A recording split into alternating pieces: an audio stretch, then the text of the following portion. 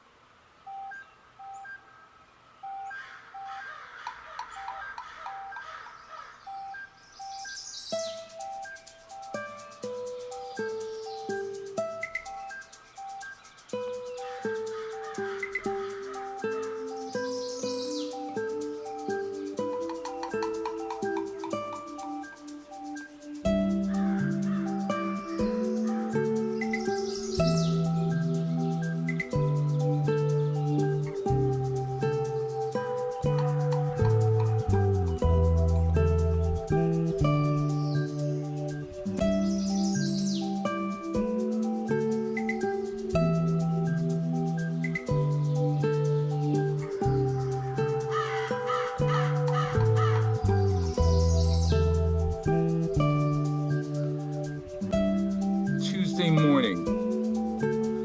No.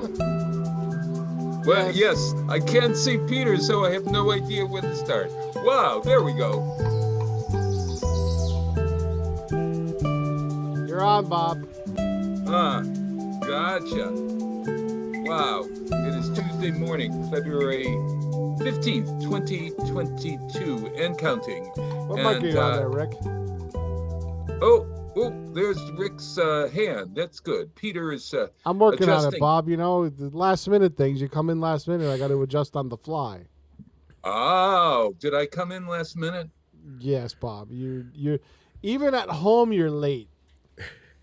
Oh my God. He was waiting in line at Starbucks.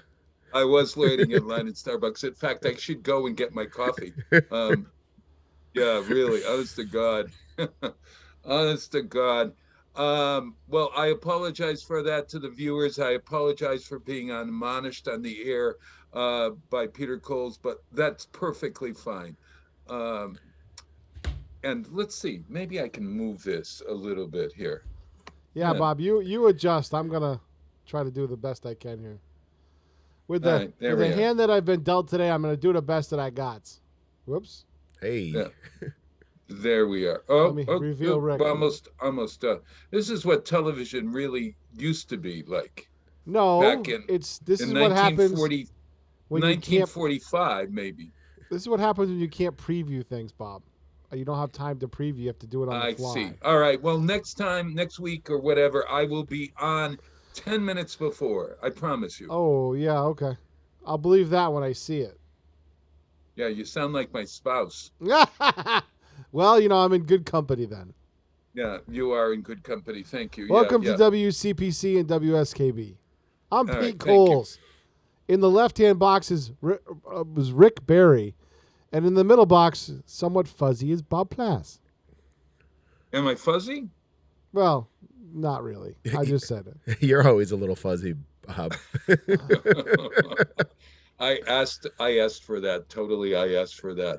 Look, the reason why I'm home is because my spouse feels that I should stay home because we're going to New York City for a memorial. Now, we're going to the hub of the world. And so he feels that I should stay home 5 days before and, you know, quarantine or whatever to make sure that Jim Quinn and company at the memorial aren't going to be contaminated by my germs. So you know there's really no good reason for that, right, Bob? Yeah. Well, I don't know. I'm not going to spread any misinformation. And get thrown off of Spotify. There you go. Yeah. But, Yeah. I think by the way, Oh I think God, Joe I'm Rogan should surrounded take the by deal. Pardon? Joe Rogan has a deal from Rumble. Joe Rogan? Yes. Oh my God, Peter, you're not listening to him, are you? Yes, Bob. Because you know what? He's been hateful since the beginning. No, he I hasn't, used to Bob. watch him on what's that show that he made people eat kind of spiders and things. What was that? Fear. Yeah, The Bob. Fear Factor. Bob, you know what? They volunteered to do that. I know. Yeah, they didn't force him volunteered to do it. that. Nobody was But forced I to watched do diddly him. squat. I watched him in Glee. I don't know. There was something really sort of not likable about him back then. Really? He's the only Yeah. one that's daring to say, you know what? I don't have a side really, and I'm going to bring out both sides, whether you like it or not. And the thing is Bob, is he's being suppressed because he's not delivering the party line. That is the only reason, not because he has a differing opinion, but because he's not towing the party line. That's very scary, Bob. That's just saying if the Republicans took power, Bob, and shut you down because you're a liberal. It's the same thing. Would you like that? No, but I wouldn't like anyone shutting me down if I were spreading misinformation. He's not, And, Bob. That's just a buzzword. Who, Peter? He's is bringing out Joe Rogan listening to? He's bringing out opposing viewpoints. He's listening. He's actually one of the few people listening to himself and saying, you know what? I don't know. I don't know. And I want to find out. And he brings on both sides of the equation, Bob. He's one of the only people that does. One of the only people that does out there. One of the few people. There's something really hateful about him. He's I not gotta hateful, just Bob. say, He's not. There is something unlike. Let's not hate. I save hate for an important thing, right? That's what I'd say. So I'm not going to put hate into the Joe. He's Rogan not even category. misinformed. He's curious and challenging things. That's okay to challenge things, Bob. I think he's an angry man. No, he's not. I think he's a very angry, lonely man. Really? Then you're misinformed, Bob. Okay. You're I'll take that. highly misinformed. I take that, but I think that You just believe what you're told. That's all. No, I don't. I'm not a lemming. Not a lemming. But I am so tired of the politicization of people's health. Let's put it that way. That started right at the beginning, and it hasn't changed. It's just switched sides. Maybe it's switched sides, and if it's switched sides, I don't know whether it's switched sides or not. But I would say this, Bob. Let me go back to a salient fact. Remember, right at the beginning, what did Mr. Trump do? He closed the borders to Chinese people because that's where the outbreak was, right? What was he called by the Democrats? He was called a homophobe, a xenophobe, every phobe in the freaking book. Was he right? Yes, he was. He was absolutely right. And that didn't change. Because when Biden did it just... Wait a minute, hold on. Let me finish. When Biden did it just recently, was he called a homophobe, a xenophobe, and every other phobe in the book? No. He was called... It was a prudent measure to do. That's the difference, Bob. That's the politicalization of health. I would say this, that as we evolve as a nation dealing with an epidemic, people make mistakes and whatever. And I'm willing to give Mr. Trump the credit for speeding whatever. However, what Here comes he's the done rent-free part. to people's fear of the Asian folks, what he has done in that way is really heartless. Okay, let me say this. Was every virus previous to this generally referred to from the place it originated from? What? No. Answer the question. Yes or no? It's a yes or no question. Was it referred give me to an example, like every previous? The Nile virus, I suppose. Okay, the Nile virus. Yeah, the Hantu virus. The what? The Hantu virus. The Asian flu. Yeah.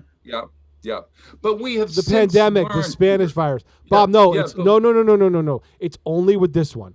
Only with this one. Why? It's probably with this one, but no. No, it's only with this one, Bob. Only.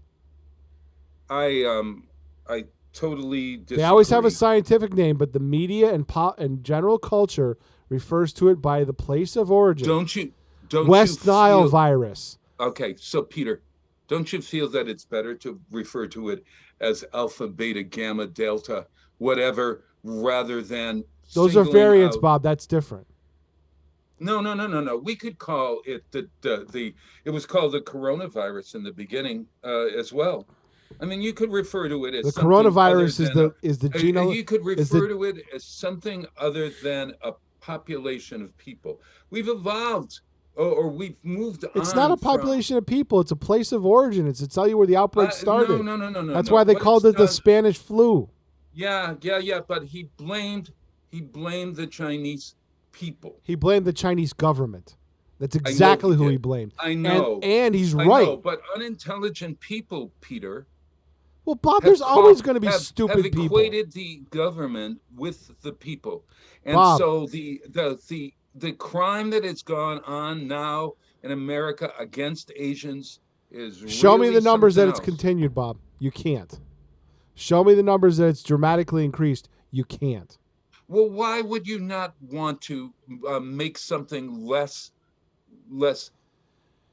prone? Bob, you know what? Before we tackle Why the Asian, before we tackle an Asian problem that doesn't exist, how about we tackle the problem in Chicago where 30 people get shot every day? Why don't we tackle that problem? Why don't we tackle problems of are you saying that that's an underlying that is? No, I'm saying it's a bigger problem. It's a bigger problem, Bob. When you say Chicago, are you using the term? Are you thinking black? I'm thinking Because people if getting you shot, are- Bob. I don't give a crap what color they are. I'm talking about people getting shot every single day in Chicago. People being, it's the murder capital of the world. What were we talking about before? The question. You're trying to twist things and conflate them and turn things into a pretzel. I'm keeping things straight and narrow, and you're trying to pretzelize it. I'm not buying the pretzelizing thing. I don't know. I'm sorry we even got into this, and I will That's try okay. to avoid it. Bob, No. I love debating with you, Bob. Peter, I know we're good sparring, and I like that, and I really appreciate that you hold your viewpoint. I wish it were a different viewpoint. I can't. Yeah, but I back it up with facts, not conjecture. I just don't think that you're saying you back it up with facts. Yeah. You don't. But you are the person that's saying that. I could watch a different news media. I could read different things and come up with another opinion. All right, let me go find the websites and I'll show you, Bob. You're not going to believe me until I actually show you. I don't need to see the websites. I don't need to. But what this is from the federal government. But I want you to begin to understand that. Oh, and by the way, just to let you know that Asians are no longer a minority group according to the progressives. They're white adjacent. So anything against Asians, they're white adjacent now, Bob, just like Jews. They're white adjacent. So oh my God, Peter. On the pyramid scale, it doesn't matter. So what? Well, talk to your party about that. So what? Answer that question. Bob. I'm just playing by the rules that were given to me by the Democratic Party. I'm just playing by the rules. Why did you even bring it up if it doesn't bother you? Because those are the rules that I'm forced to play under by the current regime. You don't have to play by those rules. You can be your own man. Yeah, but Bob, by being my own man and being nice to everybody, doesn't get you anywhere. Yes, it does. No, it doesn't. Kindness, and what I'm saying is kindness and understanding and empathy need to lead. Bob, moderates have tried that now. Moderates, progressives, extreme people on the right. People right down the middle. Right down the middle. Right down the middle. I don't think we need to be right down the middle. I think we need to be kind. Yeah, those people are retiring in droves. And we need to understand that folks, the way we say things sometimes to some people, especially young folks, make them seem an outsider or whatever. And it's perfectly all right if somebody, and I don't call the Asian adjacent or whatever that word is. That's what they're calling them under the what's the term? The racial pyramid of inequality, I think is what it's called. Why would we even care other than to point out that there is inequality in America? Bob, why would we even care to label the party that you espouse, Bob? And to make it like it's bad that an Asian person has the same is adjacent to me. Bob, the party that you espouse, and this is why Whoopi Goldberg is in so much trouble. Party. I don't want to talk party. But I want to talk people. You and I are people, right, Bob? We understand these concepts, but the overlying, the media and everything else that gives you your information every day does not espouse those concepts because they want us to be divided. There's no money, there's no profit in us being happy. I've chased them off the screen. Sorry. Well, I had to because there was something rolling across my floor. I don't know. Was it a mouse? No, I would have stepped on it if it was. No, I would not. Bob, you're not being nice to the poor mouse. No, please. No, let's bring in. We could bring animals into this as well. Where are they on this pyramid? They don't even exist on the pyramid, Bob. It's just for human beings. We should not be talking about a pyramid unless the pyramid is this way. Bob, everyone is you and I here. agree 100% on it. I'm talking about Well, then don't. people who are I delivering. will never tell you don't. You can go wherever you wish, and say whatever you wish. However, I will always try to pull you back. And it's not center. It's just like I want kind. The same kind people, Bob, here's the thing. The same people who have you and James scared into quarantining for 5 days before you go somewhere, right? Those same No, we're being just safe. but it's in your brain to say you have to do that. You would have never done that before. Those same people that have you, the same media outlets that have you have that ingrained in your brain, right, are the same people that are sowing dissension on a daily basis. Except you get it in small dribs and drabs, right? So you're getting it in small doses, little dribs and drabs. Well, that builds up over time. It's like taking a medication for something. As that power of that medication builds up, right? It becomes ingrained in your brain, and you don't know what's happened. It's like the frog that's in a cool pot, and as you increase the temperature gradually, the frog doesn't jump out because it doesn't feel the gradual thing going on. If you put a frog in a hot pot of water, it would jump out, right? But if you put a frog in a pot of water, and this is scientific now, if you put a frog in a cold water and you generally bring up the temperature to boil, that frog will boil and you'll have frog legs, right? So what we're doing is incrementally. It's slow but sure, incrementally. And the people who decide to question it are people going, hey, wait a minute, whoa, stop. This incremental crap you got going on, I see the end game for this. And they don't buy the end game. The end game may be the end of democracy. And the end game may be a climate where we're unkind to one another all of the time. That's already happening, Bob. But it's happening. Well, you need to put a stop. Then we need individually to put a stop to any kind of discussion that helps, that makes people feel less than, let's start it with, maybe if it's this way, makes children feel less than. Good. Take off their masks. Pardon? Take off their masks right now.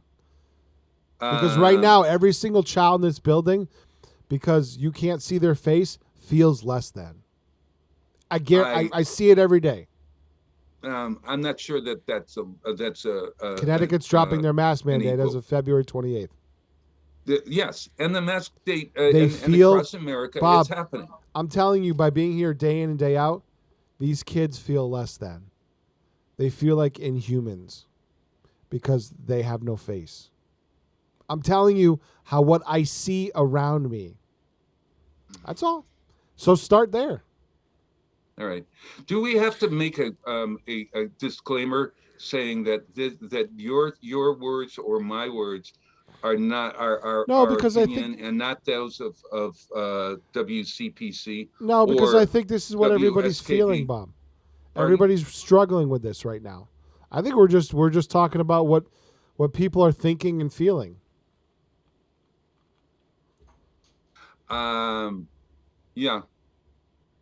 I mean, do you agree with me? This is what people are. I just worry that people won't get beyond the discourse to begin to see the humanity of people. Well, and, Bob, here's the thing: people know that we're friends no matter what.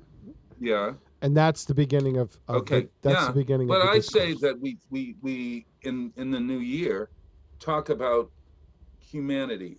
Celebrate our differences, celebrate our similarities, but if indeed there is a wide division, and we know, everybody knows that I'm not going to convince you, and you're probably not going to convince me. You know what, Bob? Here's the thing. In the end, there's more of us out here that are struggling with this stuff and don't believe it or whatever. There's more of us than there are of the politicians in Boston. There's more of us than there are in the media. That's exactly right, and there's more of us Peter. than the politicians in Washington, D.C. That's right. There's more to life than politics. And what I'm saying is we shouldn't have. we should be able to question the government. We shouldn't believe it straight up, because as they're finding out of the truckers up in Montreal, there's more of us than there are of you, folks. And you need to start listening to reason. You need to start listening to what people are experiencing, because I guarantee all of our politicians, including our House of our congressional representative, don't really understand what's going on in the streets of their districts. They don't. And individually, folks don't understand. Maybe some folks don't understand. Some folks that kindness and empathy and everything and all of our actions and our words needed to be filtered with how they could be perceived by others who may be experiencing something different in their lives. Simple as that. I think I'm very empathetic about what people are going through. Peter, I But didn't. again, but there's more. You don't have to defend yourself I at all. actually you I'm kind of not do saying nowadays, that. because you get targeted just for being you.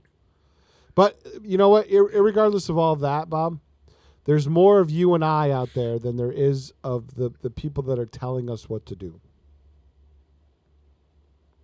We may Okay. disagree, but at the end of the day, we can go get a coffee or have dinner together and say, that was funny, that debate we had on the air this morning. That was hilarious, actually. We got a lot out, and we got a lot of information out on both sides, and let people Right. make their own decisions. And that's the beauty of what we're doing right now. Okay, good. Well, Rick Barry, you've been sitting over there very, very quiet. He's listening. researching. Yeah, just- he's research. Where are you looking up prayers for the hopeless and helpless? I'm The just two of us, listening. Peter. Huh?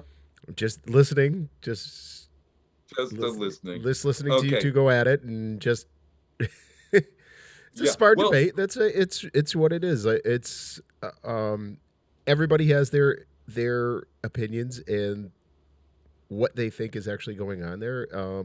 Me, I listen to all sides of the stories and try to make up my own mind instead of having the media make up my mind for me, or the internet or the government make up my mind for me. I think for myself and to realize what's going on. And you know, I think more people have to do that, have to take a step back and look from both sides and go, wait a minute, something doesn't make sense here.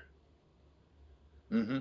So it's And one of my problems right now is I want to be informed, yet I am so tired. I instead of listening to the entire 3-hour segments of news from, let's say, 4 to 7, when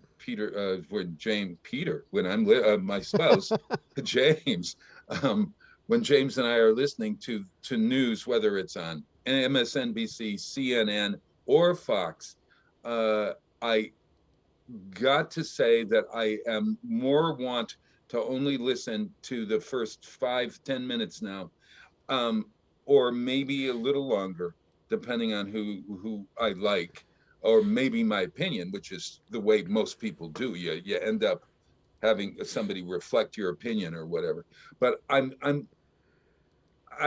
becoming less informed rather than more informed, only because it's daily.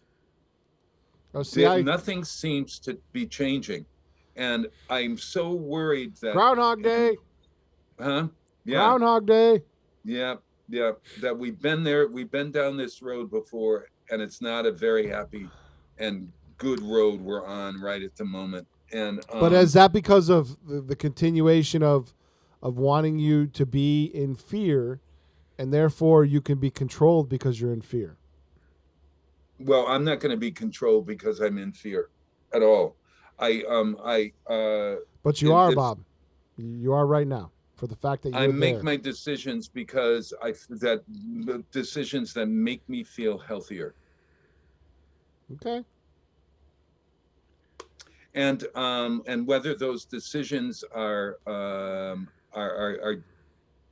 the way, I feel badly. But you would want me to be happy, Yeah, no, you got to make the best decision for you.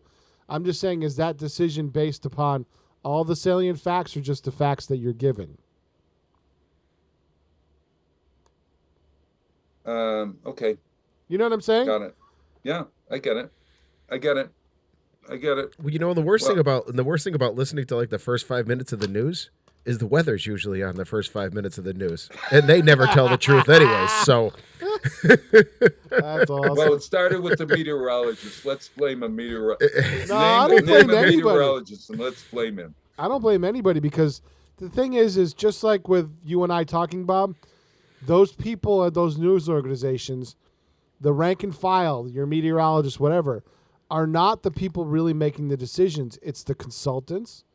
It's the news directors. It's the upper echelons that are making decisions about policy and saying to the news organization, okay, this is what we're going to do, folks.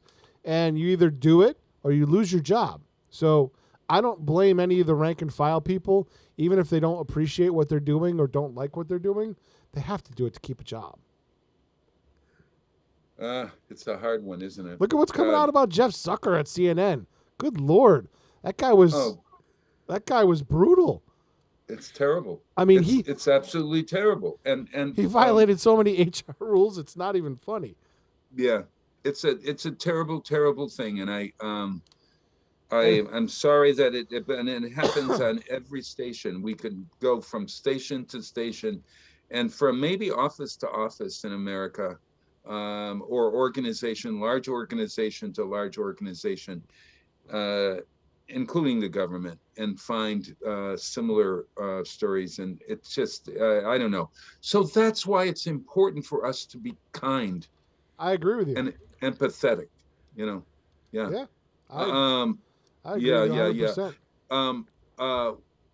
So why don't we cleanse the palate with a song?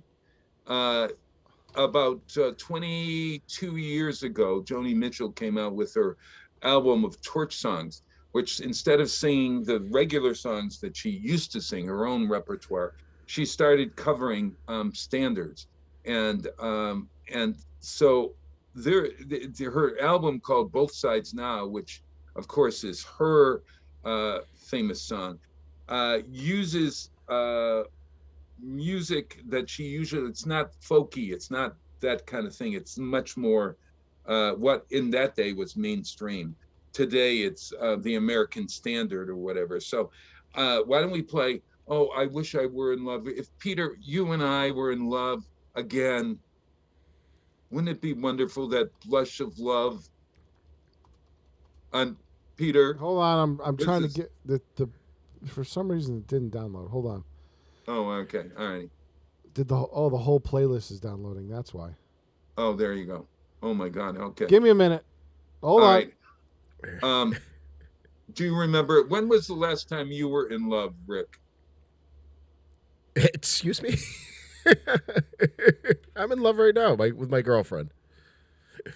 Oh, fabulous. There you are. Aren't you in love with your spouse? Yeah.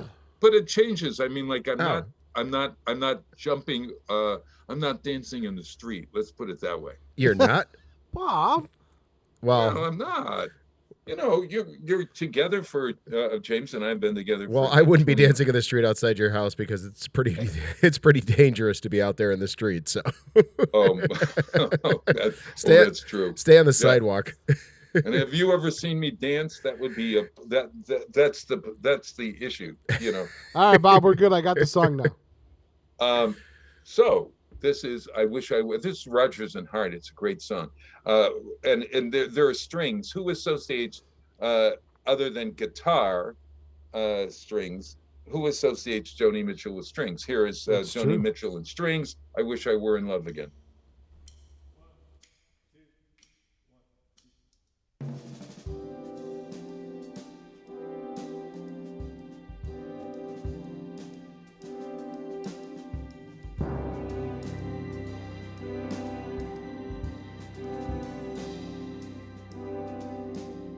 The sleepless nights, the daily fights, the quick toboggan when you reach the heights.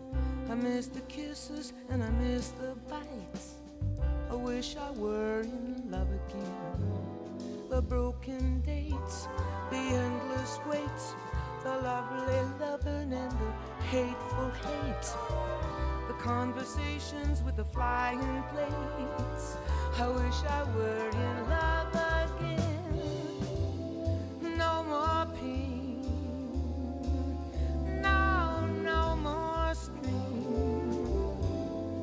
Now I'm sane, but I'd rather be punch drunk.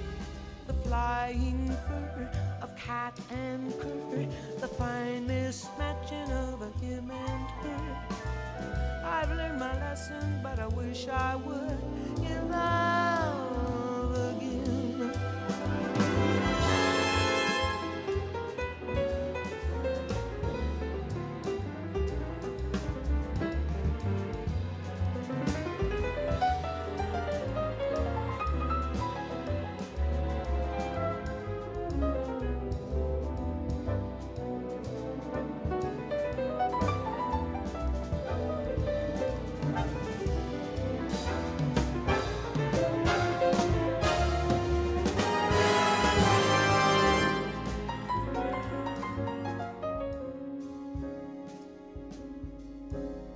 The furtive sigh, the blackened eye, the words, I love you till the day I die, the self-deception that believes that lie. I wish I were in love again. When love congeals, it soon reveals the faint aroma of performing seals, the double crossing of a pair of heels. I wish I were in love again. No more care, no despair. Now I'm all there, but I'd rather be punch drunk. Believe me, sir, I much prefer the classic battle of a him and her. I don't like quiet, and I wish I were in love again. In love again. I wish I were in love again.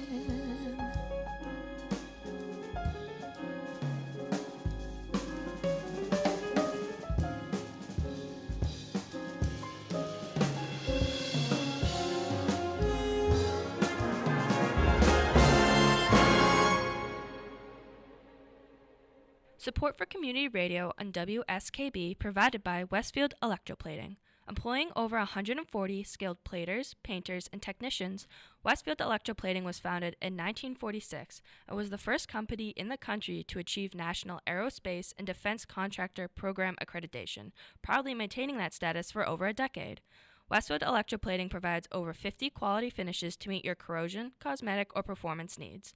On the web at www.westfieldplating.com or 413-568-3716. Westfield Electroplating, putting the finishing touches on technology.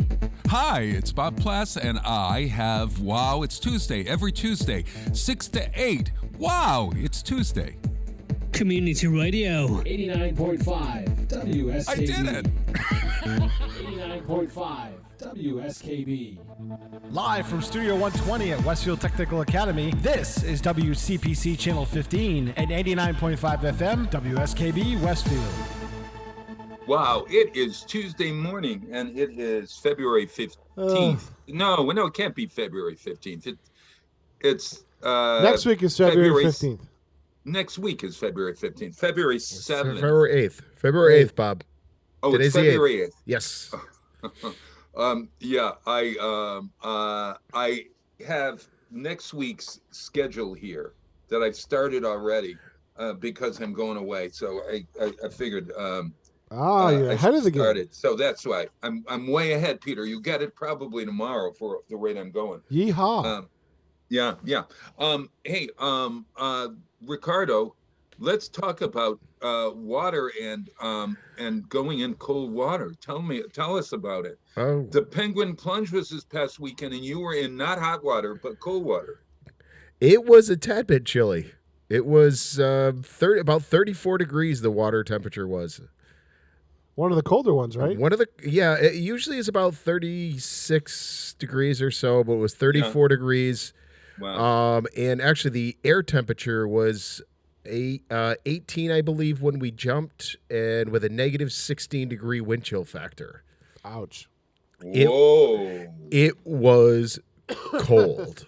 And Oh my God. I want to give a shout out to all the volunteers who were there helping the fire department, cutting out the ice and working to make sure everybody's safety was taken care of. How much ice was there on Hampden Ponds for the penguin plunge to benefit the Amelia Park Children's Museum? Let's put it all together. Yeah, they were telling me there was about 10 to 12 inches of ice. That's a lot more than normal. Yes, it was it was a good thickness of ice they were cutting through.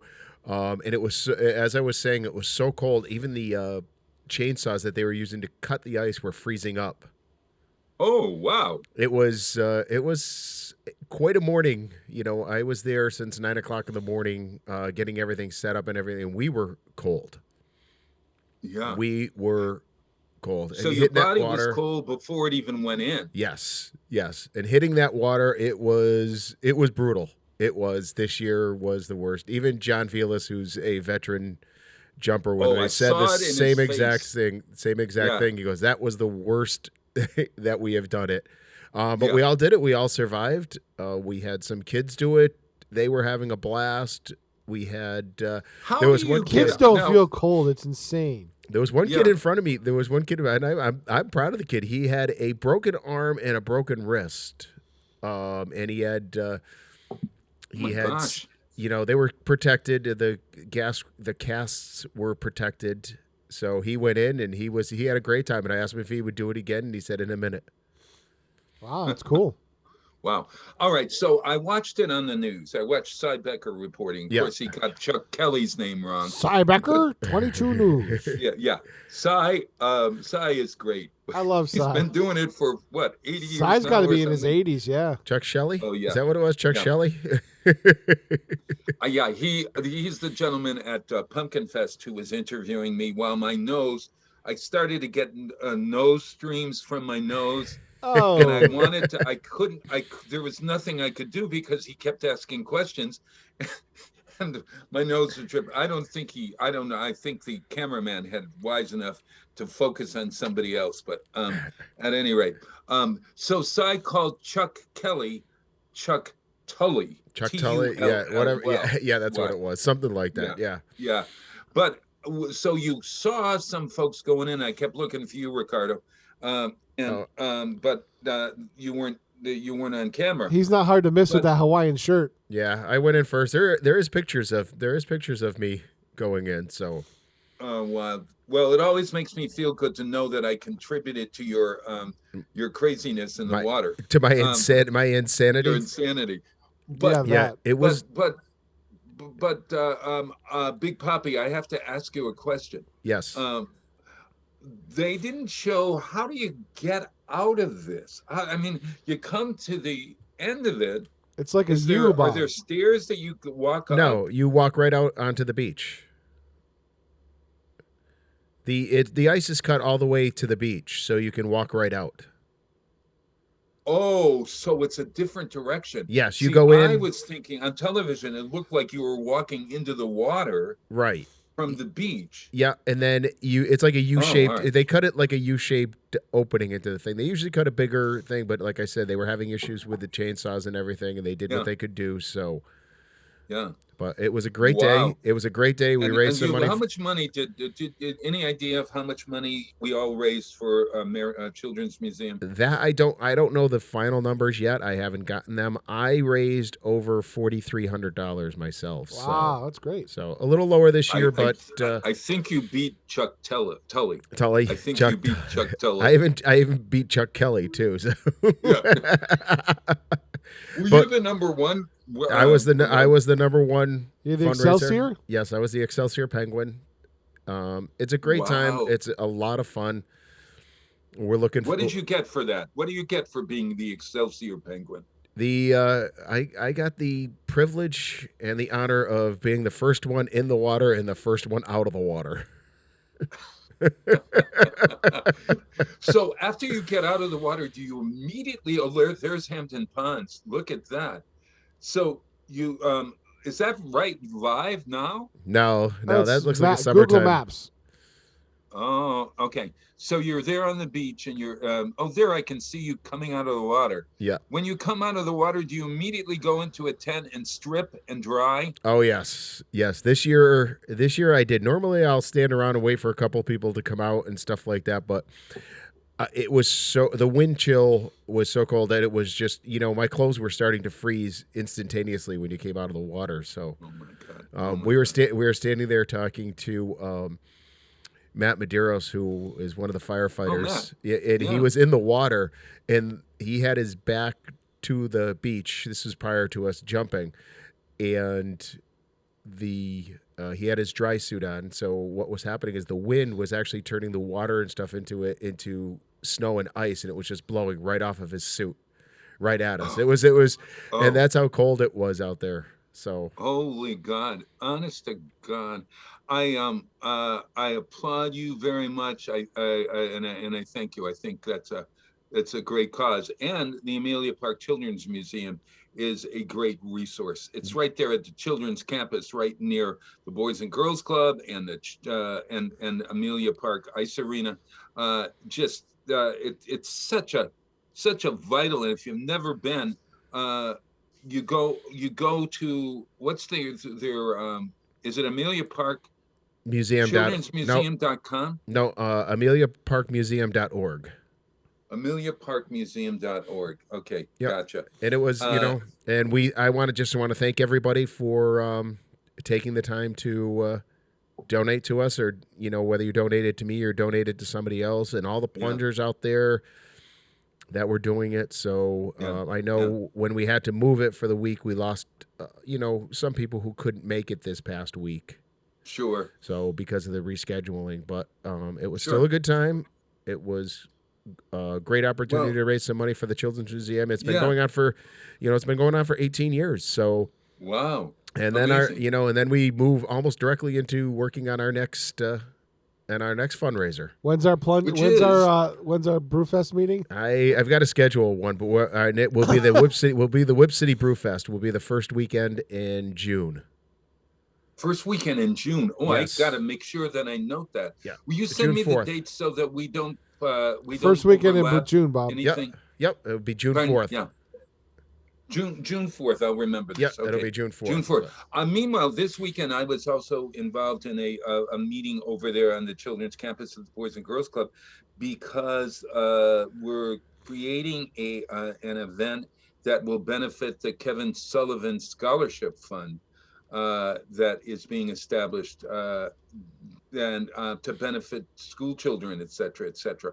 So they're working on something really special. So I'm hoping that I'll have more information as we go further on that. But that again, it's a whole group. I mean, it's like you, Rick, and Peter. You get out there, you volunteer, and you do something good, and it makes you feel really great about it. It's sort of like me. When we have a great event, and we got one coming up on Friday night. Did you know that this Friday night is Up Close and Musical at the Westfield on Weekends Creative Arts Center at 105 Elm Street? It's at 7 o'clock. It features the talented students and faculty of Westfield State University's music department.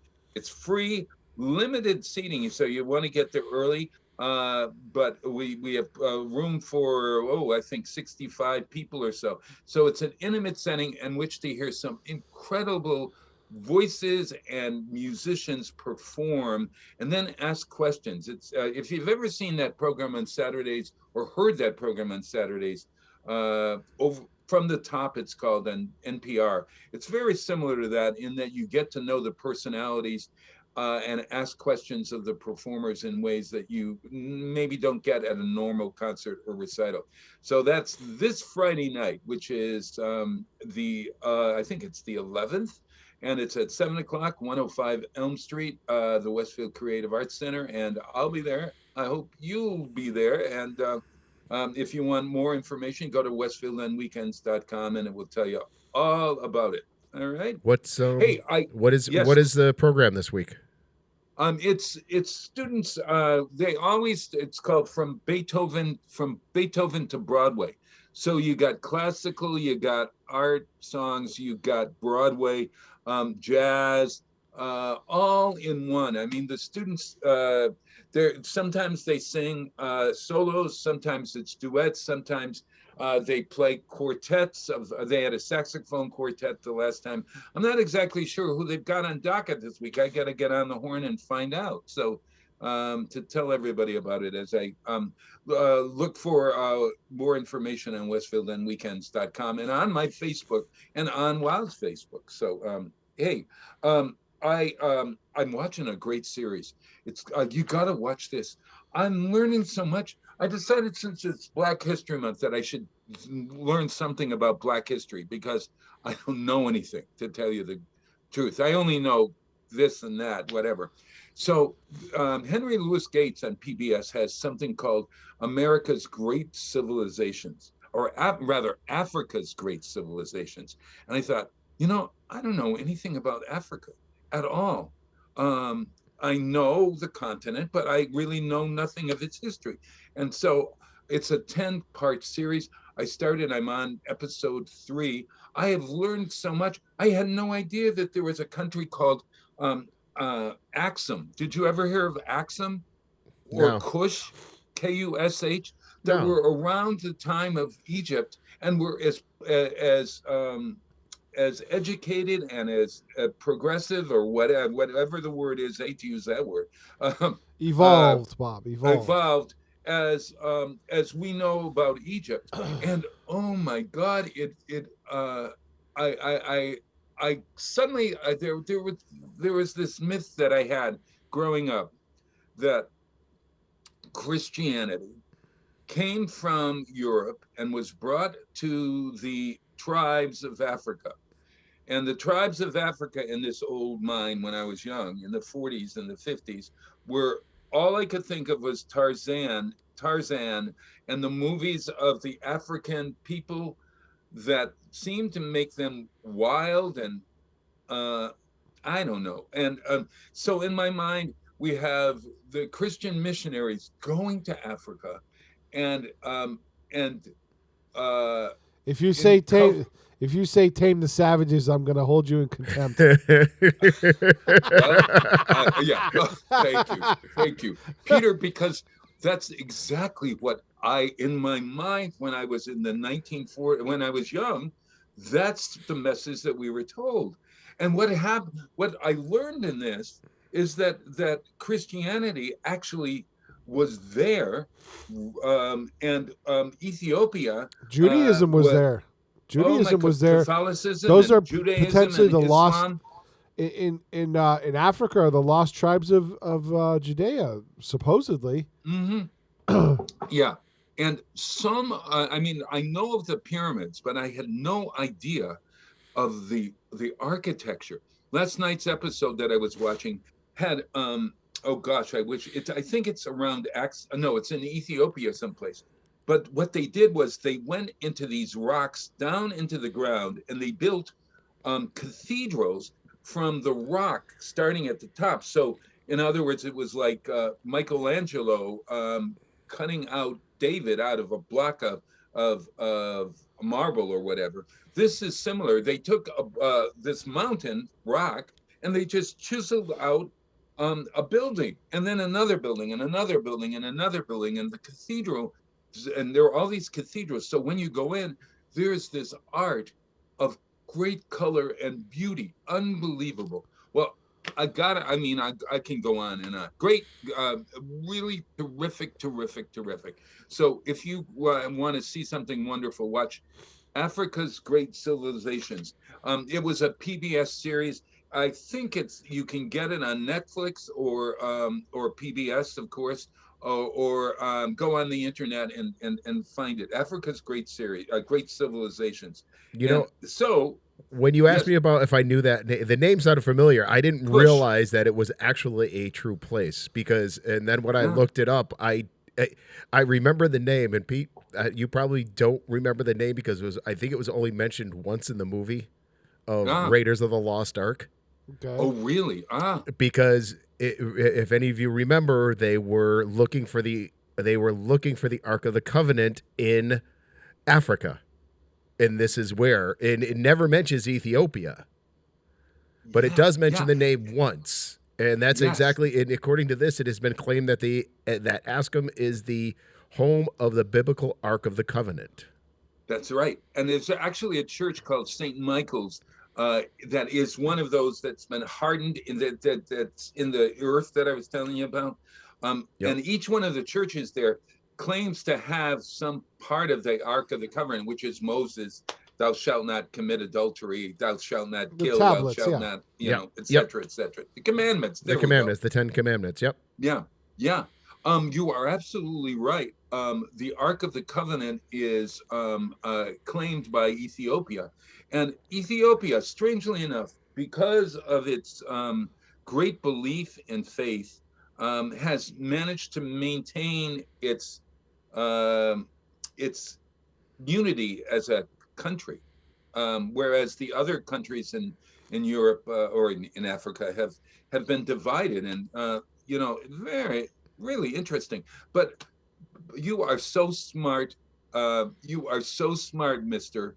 And where is Axum in Ethiopia? Well, it includes the Horn of Africa, which is right there. It goes over to the Sudan, Saudi Arabia, et cetera, et cetera. I'm feeling so smart today. I probably said some misinformation. Who knows? It goes into my mind. I try to remember it. I can't remember everything, but I get like cocktail party information. Like if Big Papi, if we were at a cocktail party, you and I would be sharing our knowledge of Kush. Of and Kush? Axum. Kush is was the civilization before the country before Axum. Read about Kush. Hey, Bob. Yes. Now you know the rest of the story. Oh, you know the rest of the story. Yes. And so let's play a song from Africa. And this today, I think, or this week is we're supposed to celebrate Black History women in the arts for Black history. So this is Miriam Makeba, the great African musician, singing Pata Pata, which is her signature song. The sound, that clicking sound, or it's a sort of like, there it is. That sound is made by her as she's singing, believe it or not. Okay, here you are.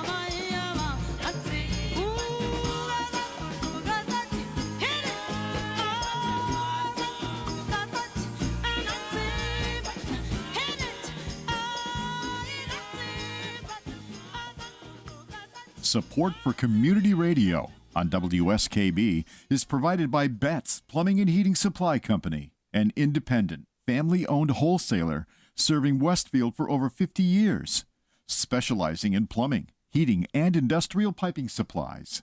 On the web at bettsplumbing.com or at 14 Coleman Avenue in Westfield. I'm Mark Auerbach. Join me every Friday at 8 a.m. for Arts Beat, where you'll meet interesting actors, directors, designers, and musicians here in Western New England. Community Radio. 89.5 WSKB. Live from Studio 120 at Westfield Technical Academy, this is WCPC Channel 15 and 89.5 FM, WSKB Westfield.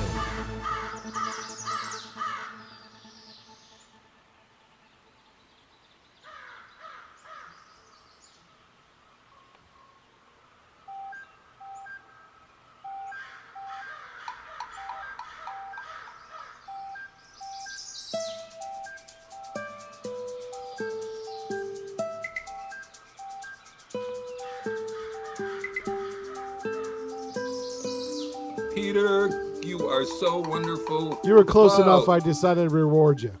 Oh, I love it. I love it when you reward me. February 8th, 2022 and counting. I keep trying to get beyond Valentine's Day.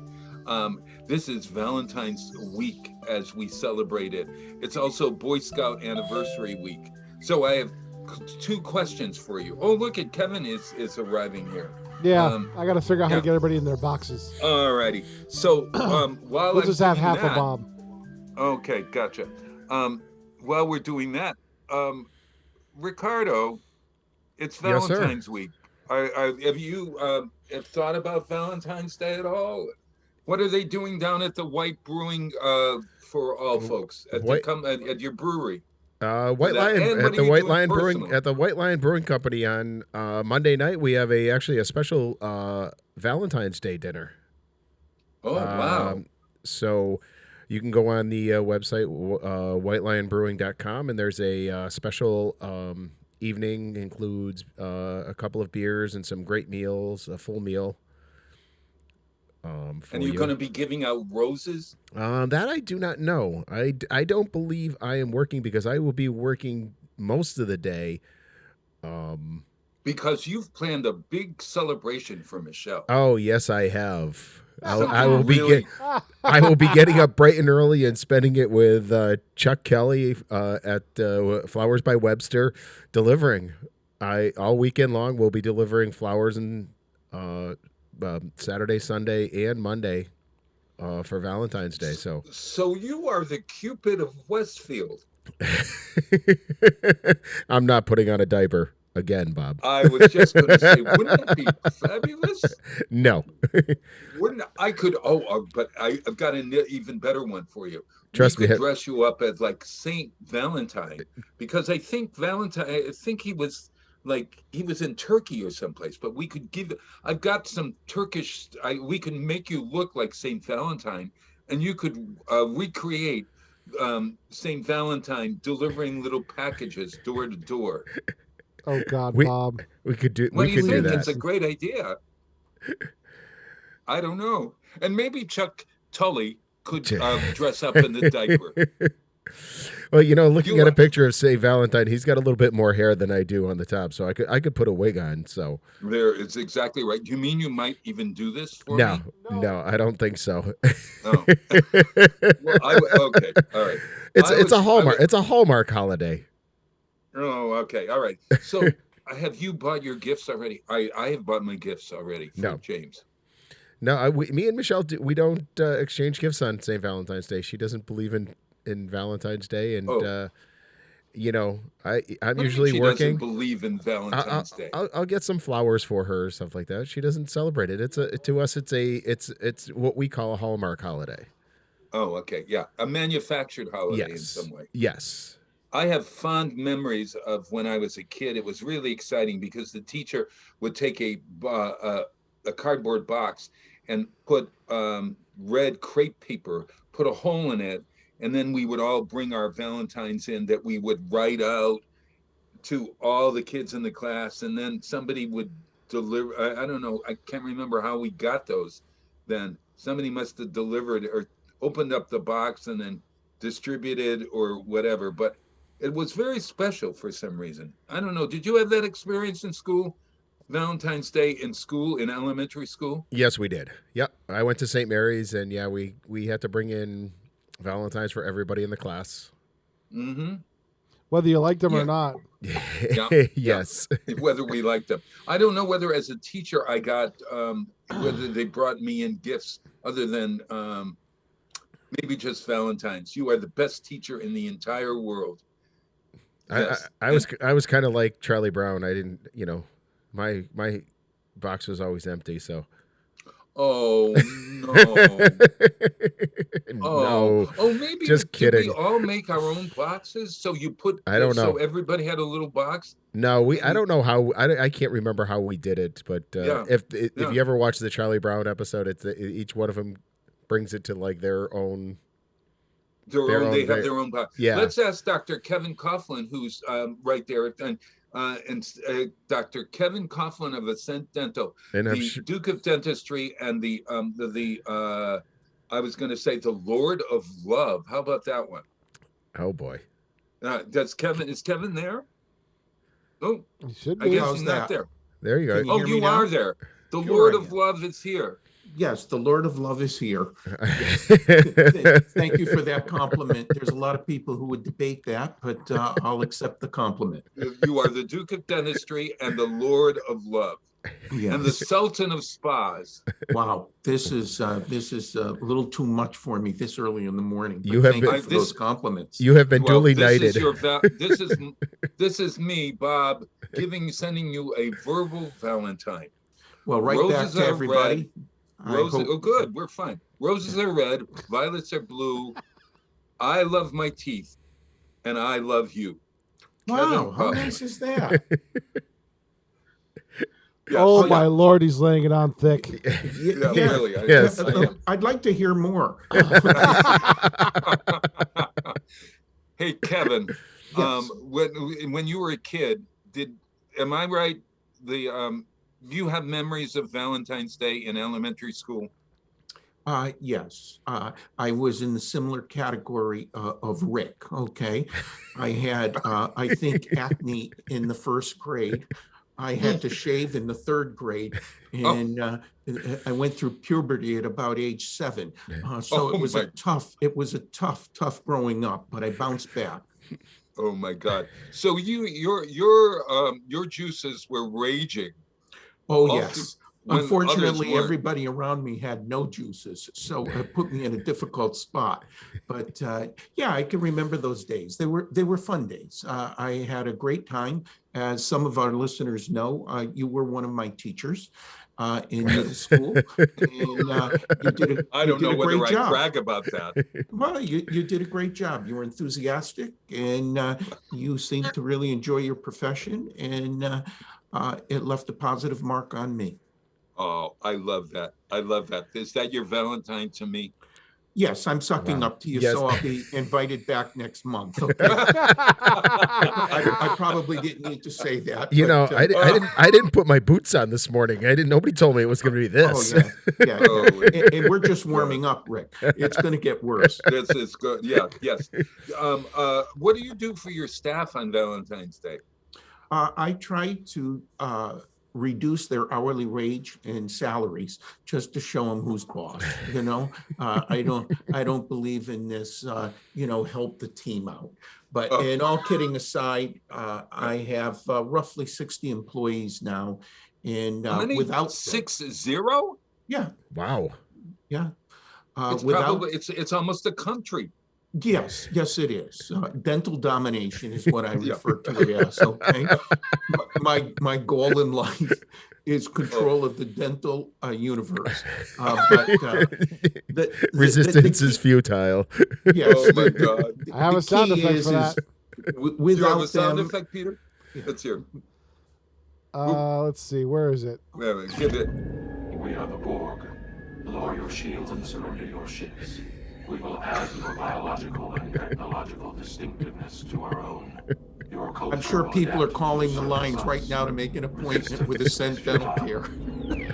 Resistance is futile.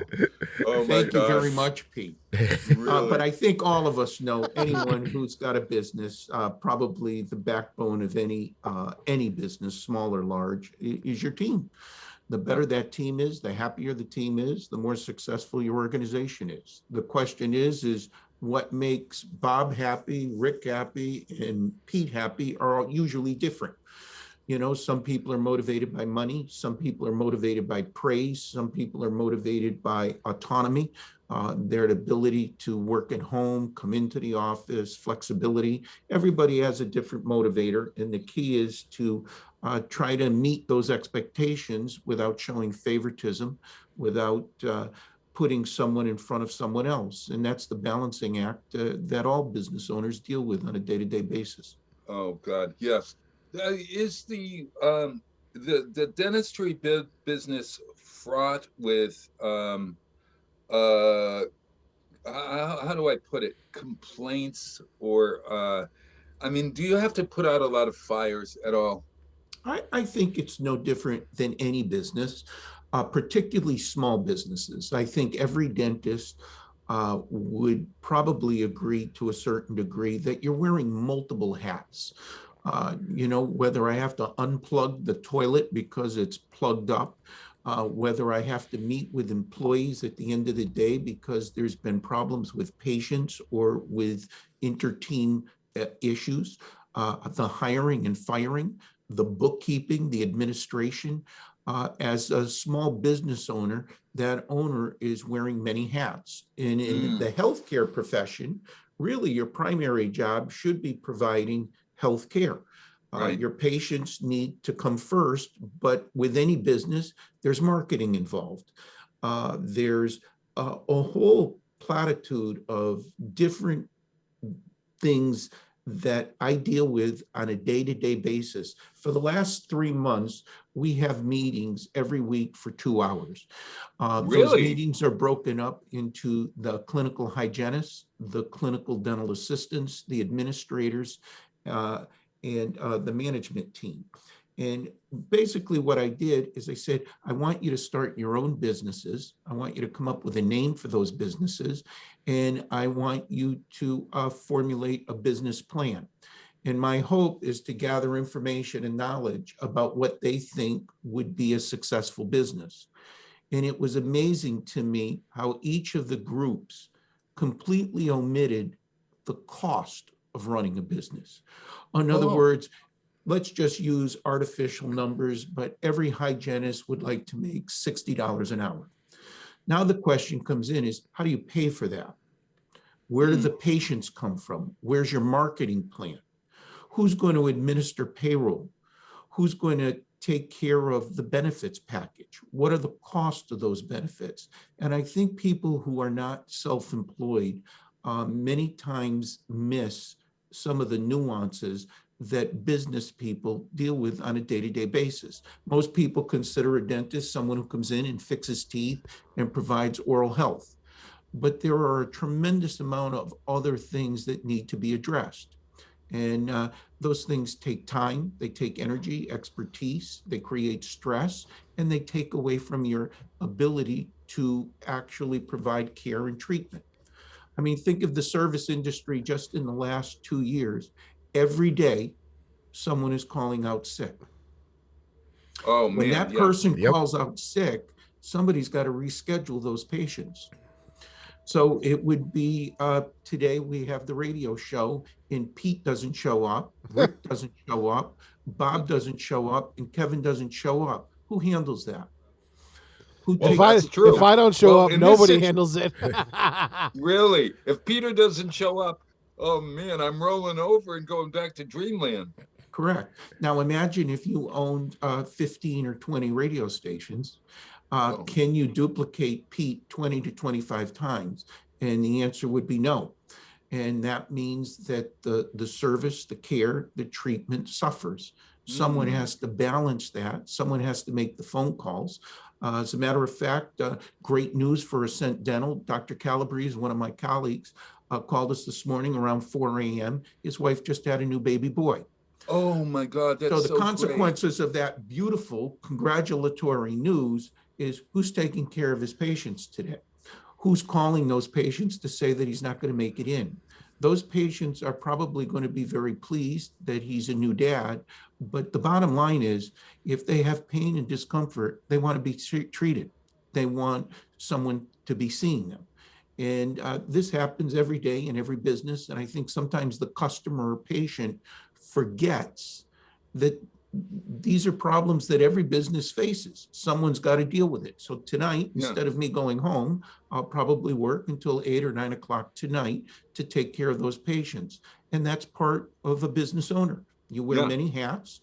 I don't think anybody's listening, crying over poor Kevin Coughlin, but every small business individual deals with these same issues. And I think many times the public and patients forget that these things are going on behind the scenes and somebody has to deal with them. Yeah. So I had a situation at my, I went to the dentist this past week for cleaning, and I got there, and immediately Martha came out and said, Bob, Sarah is running very late. She's like a half hour behind today. And she said, I am so sorry, and you can reschedule or whatever. But if you'd like, the other Sarah, they have two Sarahs in their office, and the other Sarah would be glad to clean your teeth now, or you can wait for the other Sarah, but it's going to be a wait. And I thought to myself, you know, maybe it would help them out if I went to the other Sarah. So I said, oh, what's in a name? So I took the other Sarah, and we had a lovely conversation. She cleaned my teeth perfectly or beautifully, and and she thanked me profusely for helping the office to run a bit more smoothly that day. And I thought to myself, you know, I left thinking, geez, I've done something good for them, because I accepted the fact that things happen, and I helped them by being flexible, except, you know.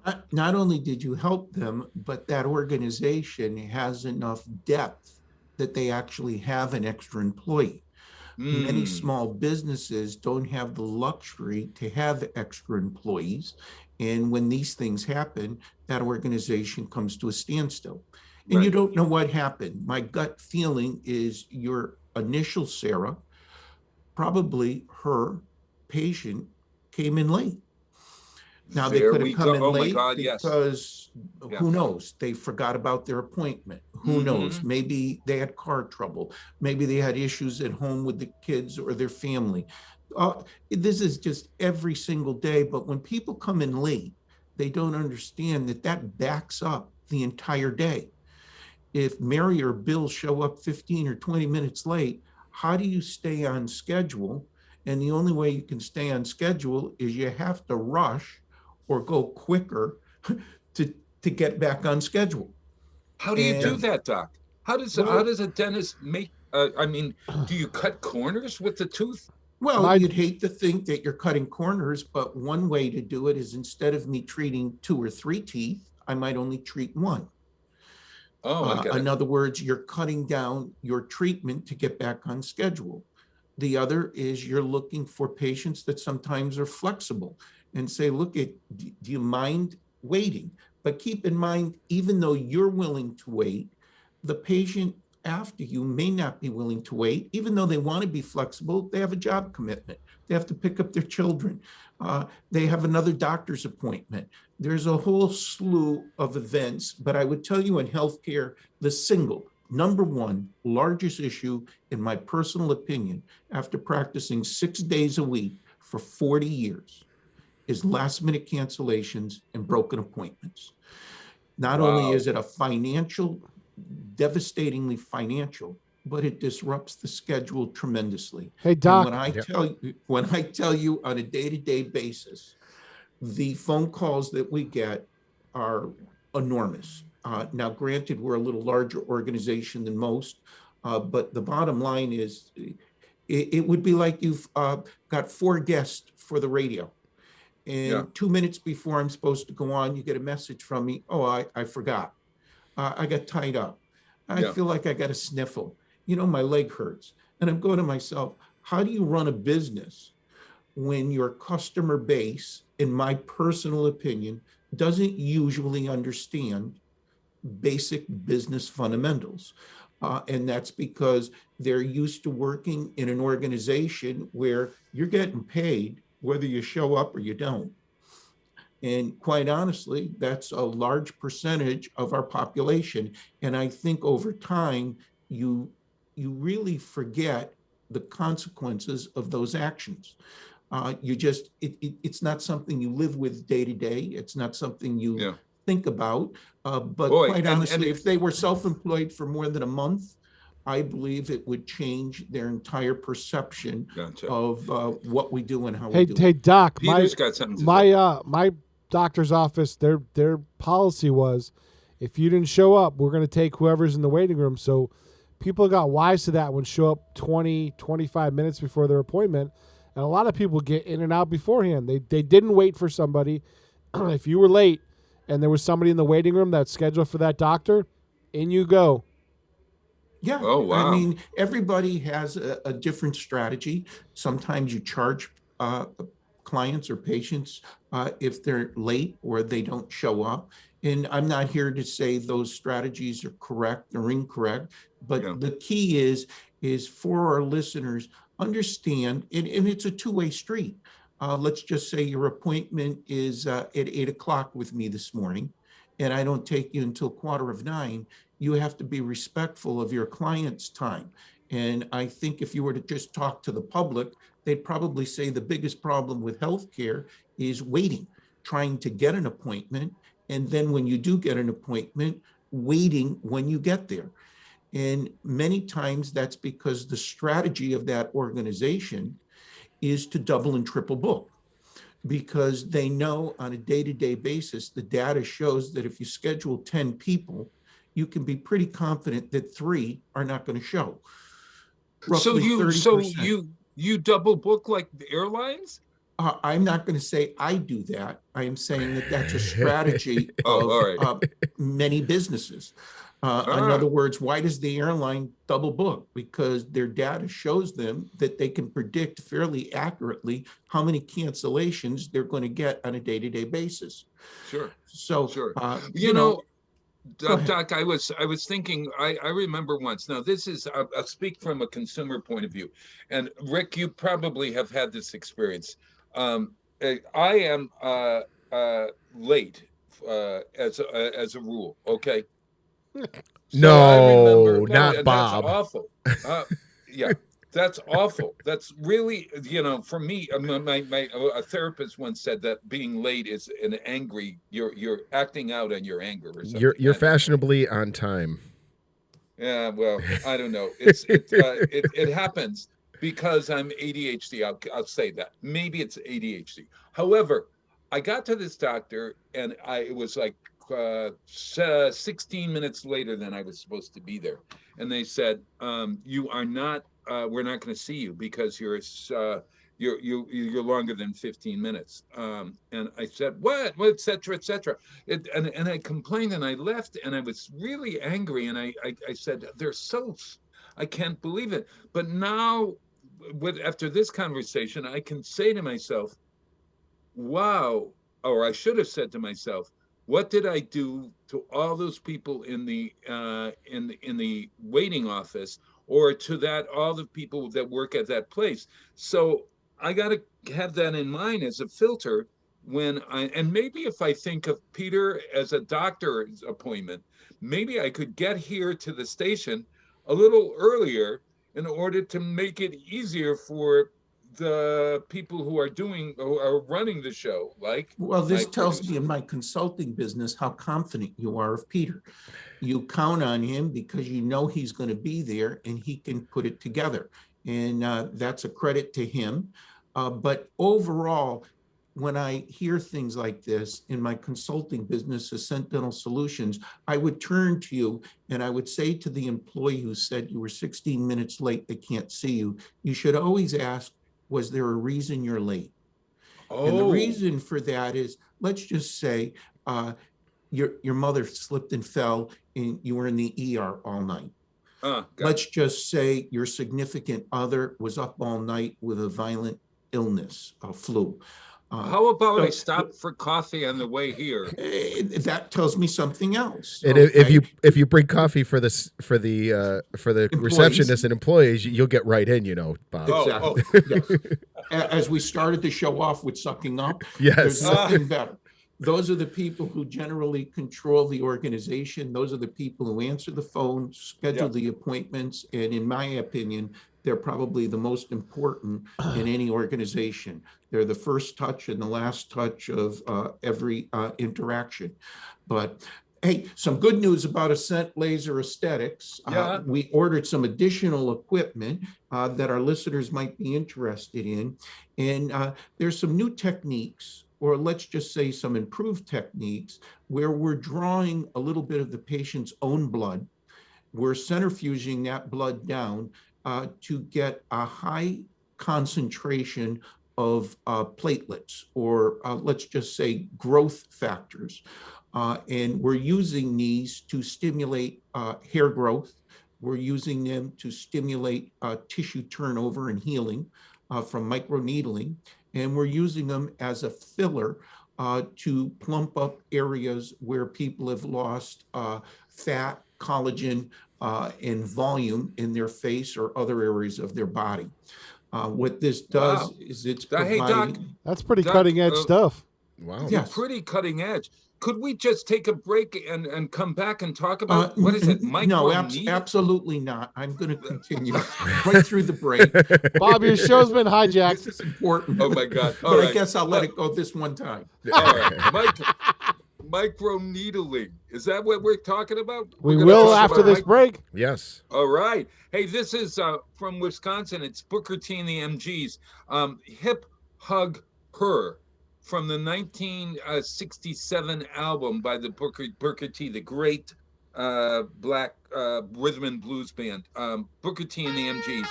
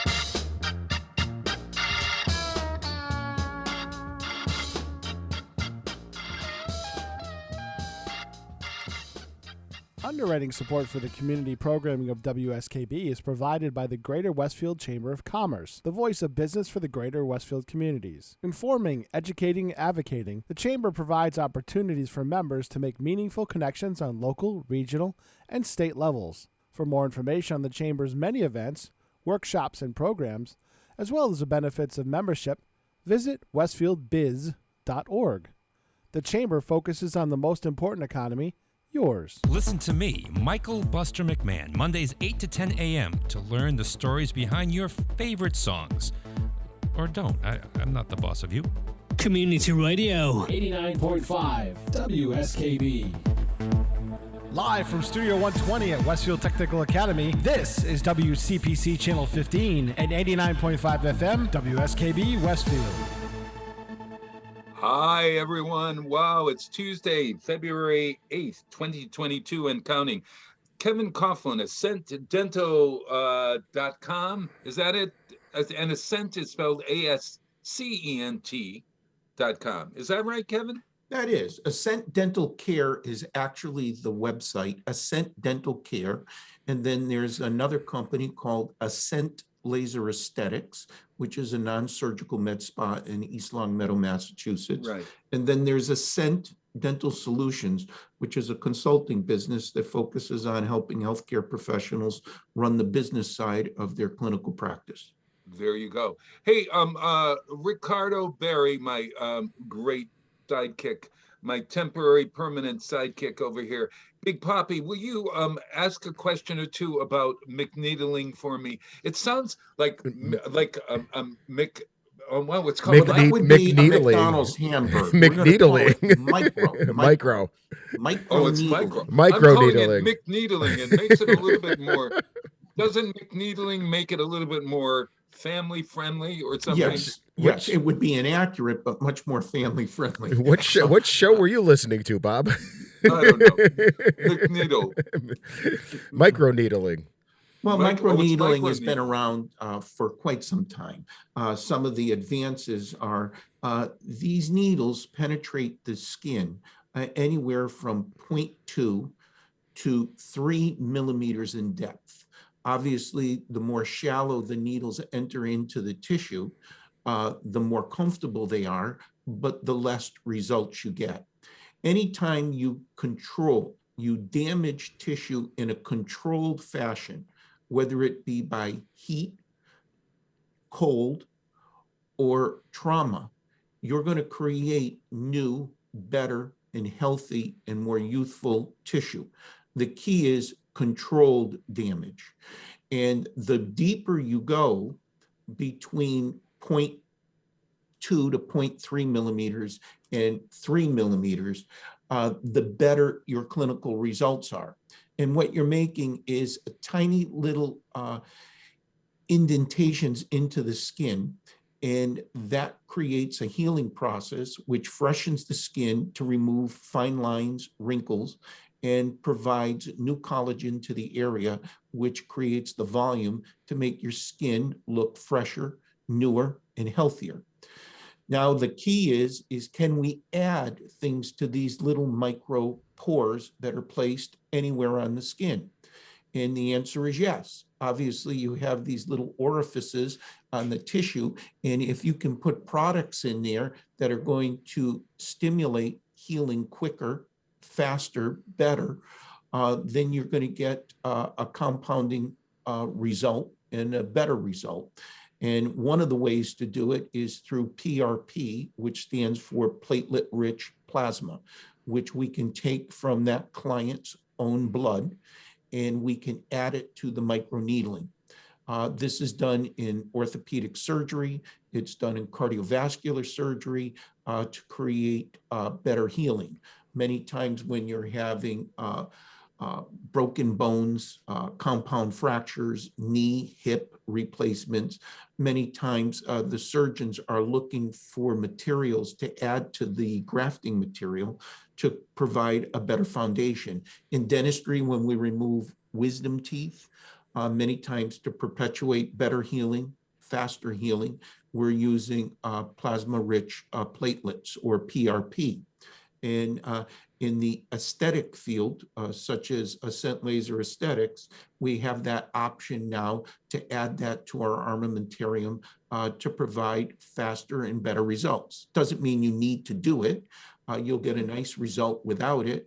But these additive treatments, the fact that we're using your own products means that the cost of treatment is dramatically decreased because we're not paying to purchase something over the counter. We're giving you something that your body makes. Correct. Okay. Go ahead. No, but Rick, would you have these little micro needles put into your skin? I mean, like, I'm beginning to think that, oh, I don't know whether I want little needles going all over I mean, like, there's a lot of work that needs to be done in my old face. How about you, Rick?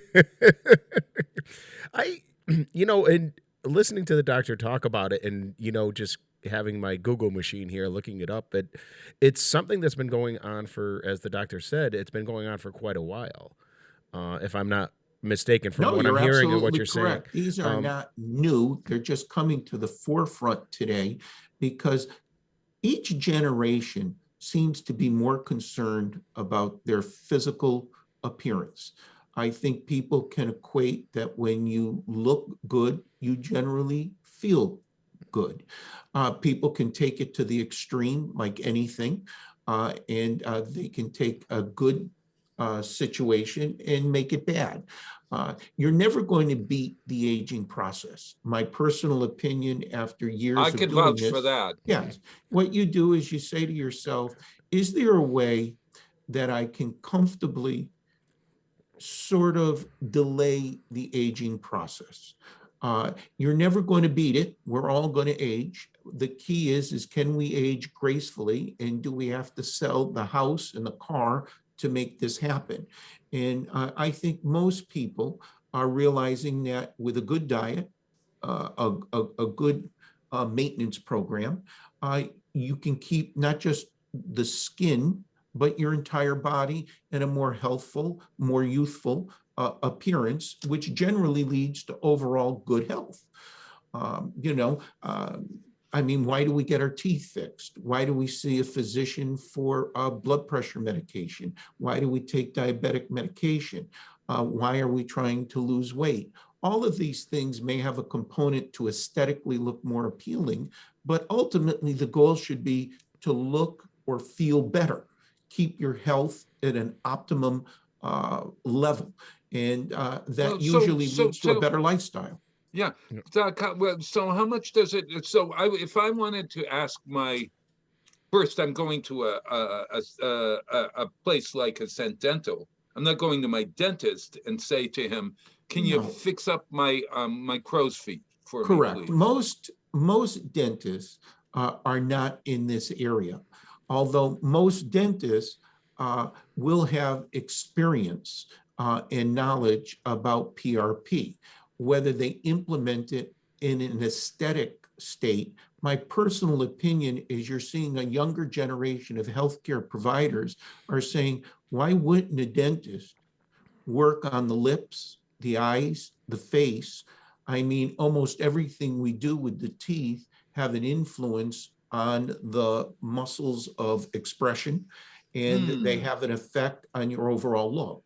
You'll spend thousands of dollars to improve the color and appearance of your teeth. And why wouldn't you take it a little farther and say, wouldn't it be nice if I had a little more volume to my lips? Wouldn't it be nice? Rick, would your lips, do they need more volume? No. No, we should.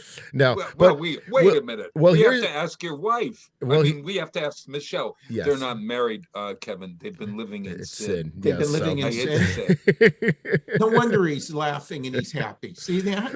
It's working for him. Well, you know what the key is it's not for everyone, but I do see it's a multi-billion-dollar industry, and I think all you have to do is turn on the TV, look at any magazine, and basically what you're doing is you're looking at beautiful people because they're selling something. And obviously, it's not the lips, though, Doc. For me, that the upper lip that looks as if somebody hit you and it swelled up, it's not a I mean, and maybe Well, it's like just every me. other procedure that we deal with. In other words, there are people who take bodybuilding to the extreme, and it may no longer be attractive. There's people who run, and their body fat is so low and they're so thin that it's disturbing. Everyone takes things to an extreme. The key is small improvements over long periods of time. And usually if that client You're says, saying no, sneak it in, yes, sneak it in. small improvements over time usually are the most likely ones to succeed and have a long-term positive effect.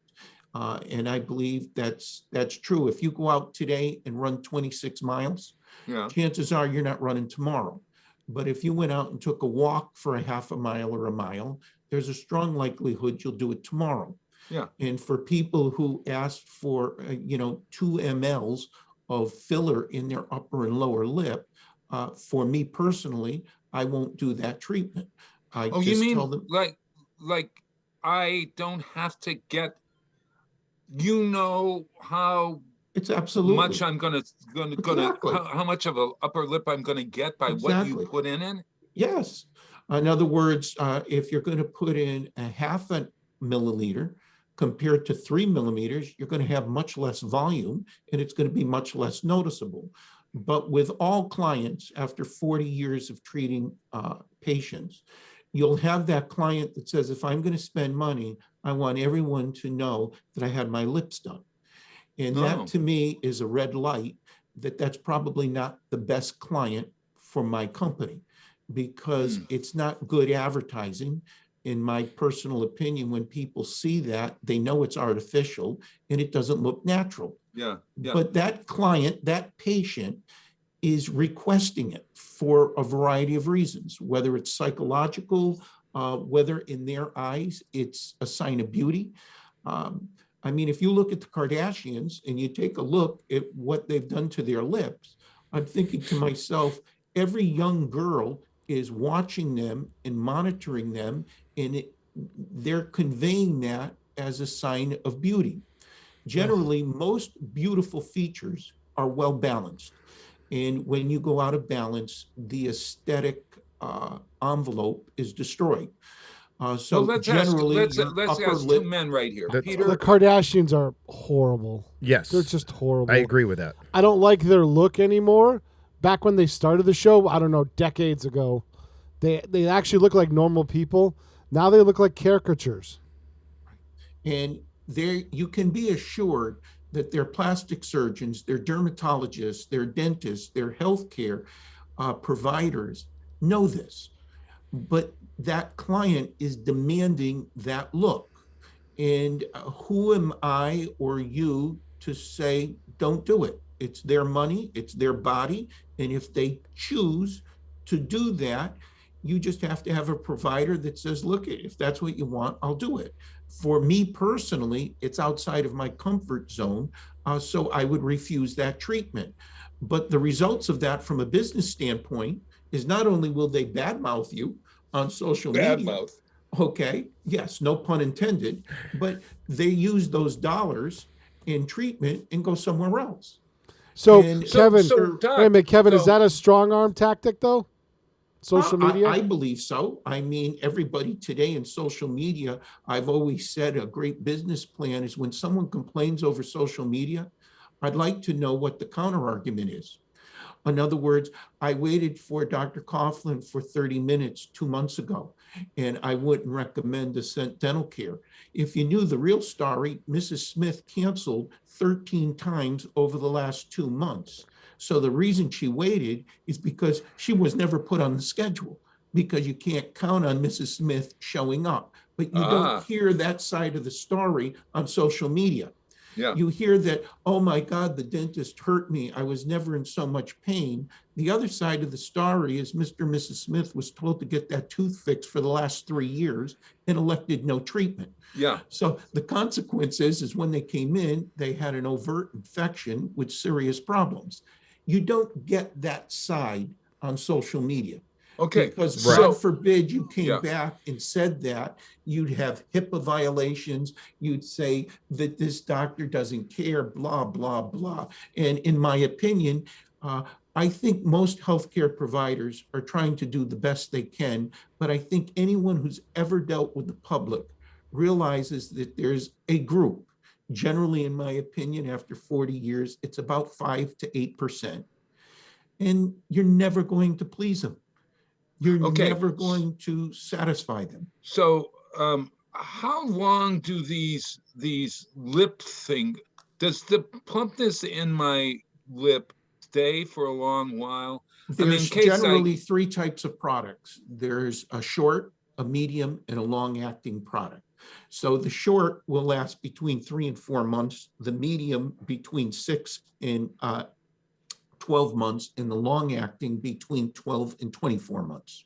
Wow. So generally, when I see a client who's just experimenting, I usually recommend a shorter acting filler because you're not going to be sure that they're going to be satisfied. I would tell the listeners that the biggest thing that I see is Mary comes in and says, I really want to do something. I want to enhance my lips. I want to make them look a little fuller so that I don't look so old. But they don't bring anyone with them. So as a consequence, you give them the mirror and they say, oh my God, I love it. They walk home, or drive home, I should say, and their husband goes, what did you do to your lips? Their neighbor Yes. goes, what did you do to your lips? And then immediately the phone rings and goes, I'm not happy. And that's because someone said something that scarred them. They broke down their confidence. And I see this in the dental business almost weekly. You know, I want my teeth whiter. I want I want a bigger smile, and they get it done. And then someone goes, what'd you do to your teeth? Right. And now immediately they're unhappy. And I'm going, you know, if your husband or significant other was going to be a big issue, why didn't you bring them along for the appointment? And the reason is they just don't think that way. That's my personal opinion. Right. Well, And when I come in to have my filler done, I'm bringing Rick Barry with me. Yeah. Yeah. Well, as your I could personal offer you chauffeur? a package deal. Well, Okay? he's my personal assistant. He's your personal actually. assistant. And he's in chauffeur. charge. Yeah. Rick, if we don't see his face on the radio next month, we'll know that he was dissatisfied with the results. Right? Yes, exactly. But don't you Have find you that some of this stuff that people want, it makes them look artificial? Absolutely. Like you said, But- the whitening of the teeth. I had to chuckle is because there's a Friends episode where Ross Yes. gets his teeth done. And they're like glowing bright white, and it's one of the funniest episodes. And then he's dating this girl that goes into a room, has got a black light, and it's just it's amazing. And people look artificial, and that I think is what some of the TV is personifying, and people want to look that way. Well, it's so funny you say that, Rick. I was watching this wonderful, you got to see it. I don't know if you've seen it. It's the prequel to Yellowstone, which I've not seen, but 1883 on Paramount Plus is just wonderful with Tim McGraw. And it takes place in the West in, I think, 1870 or something. And there was one character who's had his teeth whitened, and he's out there in the West. And of course, they're all grizzled cowboys and stuff. And he's smiling, and his teeth look like a piano. Yes. You know. Yes. And, now, whose fault is that? Is that the clinician, or is that the patient demanding it? And you have to assume it's the patient demanding it. I mean, the dentist and the physicians know that this looks fake, but the issue is that client is demanding it. And as a clinician, you have to sometimes say to yourself, I'm not comfortable doing this. And the consequences of that, I've been doing it for 40 years, is they don't come back to you. They go somewhere else. You know, they're not going to say no. Somebody who wants teeth that look like piano keys, and you tell them that it looks fake, They're just going somewhere else to get the piano keys. Their decision in their mind is made up. And if you think a consultation for 10, 20, 30, 60 minutes is going to change their mind, I'm telling you, you haven't had experience in the healthcare field. That goes with breast augmentations. I mean, let's just face it. Take a look around and you can say to yourself, is that natural? Does that look right? And the answer is, I think most people would say no, but that client has demanded a breast augmentation that looks totally fake. But that's what they want. That's their insistence. Rick, and Peter, have you had any teeth whitening done, or have you thought to have any teeth whitening done? I've thought about it and just never have, all those home remedy kits, and you've tried some of those things that you tape on and it's like, or brush on, and you can't get them wet for 30 minutes, which is almost impossible in your mouth, right, Doc? Because your saliva it's nothing is to drink or eat of color. Yes. Stay away from mustard, ketchup, tomato sauce, red wines, black coffee. The point is some of these aesthetic procedures can be enormously helpful. For the dental field, someone who's had antibiotics like tetracycline while their permanent teeth were developing at a young age, they have very dark, discolored, yellow, brownish teeth, and they're embarrassed. They're physically embarrassed. They hide their smile with their lip. They hide their smile with their hands when they speak. So some of these things can be very important to building up self-esteem and making people feel comfortable. We're talking about, quote, an average person, but there are people out there that have had cancer issues in the head and neck region, and they look disfigured, and these fillers can offer significant improvements. If you recall, in the age of AIDS, where they lost all the fat in their face. Oh my God, I remember this. Yeah. And these patients can benefit tremendously psychologically from these applications. Yeah. I think the problem comes in is when you take people who already have a great foundation and they want to take it to that unnatural level, that's where I think things get a little blurry.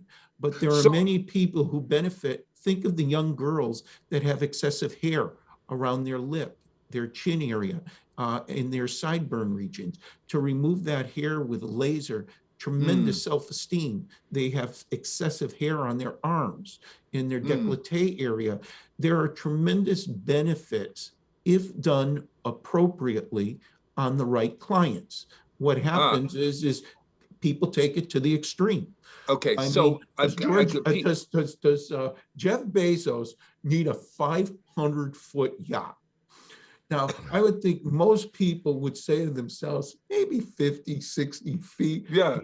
Everybody is different. It's a free country, and in a free country, people are able to make their own decisions. Right. But no matter what you talk about, there's people that go to extreme. Do you actually need to make $200 billion a year, Elon Musk? I'd like to.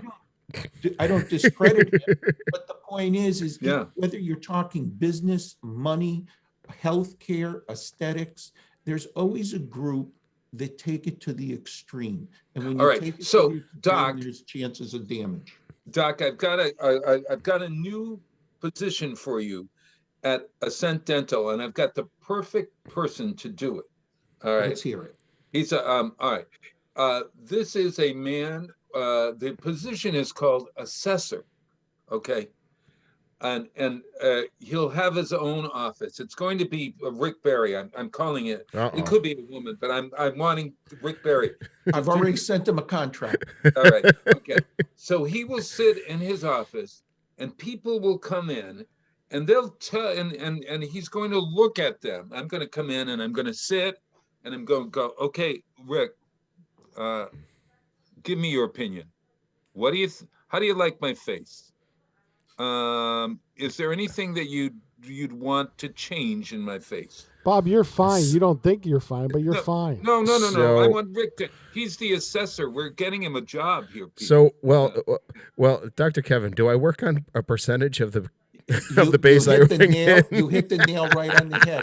Rick, for every ml of filler, I'm going to give you a $500 bonus, and Bob is going to leave with lips that look like tires.